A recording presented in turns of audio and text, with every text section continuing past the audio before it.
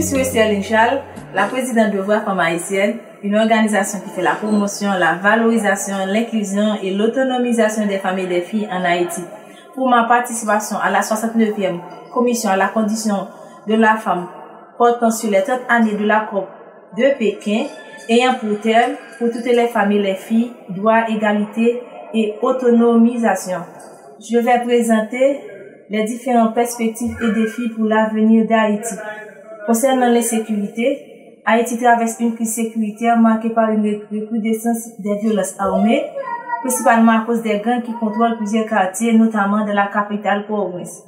Les enlèvements contre nations, les attaques ciblées et les affrontements entre groupes armés rendent la vie quotidienne extrêmement difficile. L'absence de réponse efficace de la police nationale et la faiblesse du système judiciaire exacerbent cette situation. Pour la population déplacée, en raison des conflits entre gangs et des catastrophes naturelles, des milliers de familles sont contraintes de fuir leur foyer. Selon les organisations humanitaires, des dizaines de milliers de personnes vivent dans des conditions précaires, dans des camps ou sont hébergées par des proches. Ces déplacements internes aggravent l'accès aux services de base, notamment l'éducation et la santé. Sur les violences à l'égard des femmes et des filles, la crise sécuritaire contribue à une augmentation des violences basées sur le genre, y compris les viols et les violences domestiques. L'impunité et le manque de protection pour les victimes rendent leur situation encore plus critique. Les infrastructures d'accueil et de prise en charge des victimes sont limitées, ce qui empêche un accompagnement adéquat. Pour les stabilités politiques, le pays est plongé dans une instabilité politique profonde. L'absence d'élections et de gouvernance efficace alimente la crise, tandis que les rivalités entre différentes factions politiques entravent toute tentative de solution durable.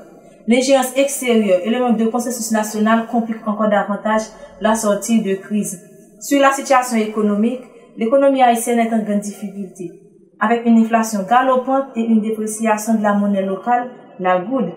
Le chômage est élevé et la pauvreté touche une grande majorité de la population. L'insécurité impacte également le commerce et l'investissement, limitant les perspectives de développement économique.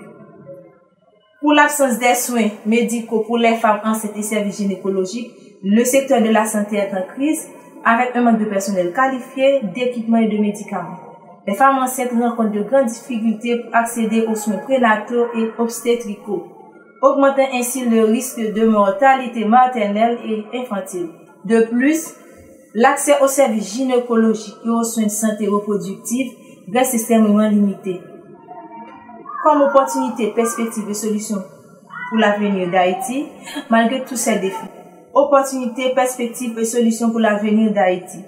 Malgré ces défis, des solutions existent pour améliorer la situation du pays. Renforcement de la sécurité. Augmenter les effectifs et les moyens de la police nationale, lutter contre la corruption et réformer la justice. Pour la stabilité politique, c'est d'organiser des élections crédibles et transparentes pour restaurer la légitimité du gouvernement.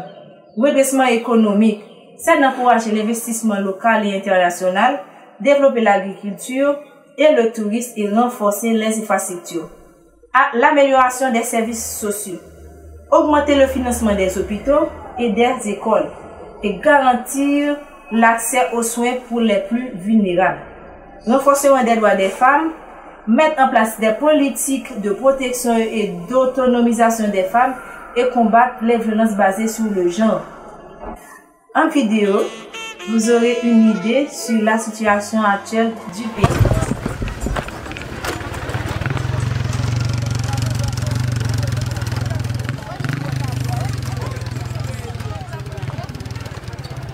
Ça vous reste de café Monsa. Monsa est ici, vous êtes de Monsa.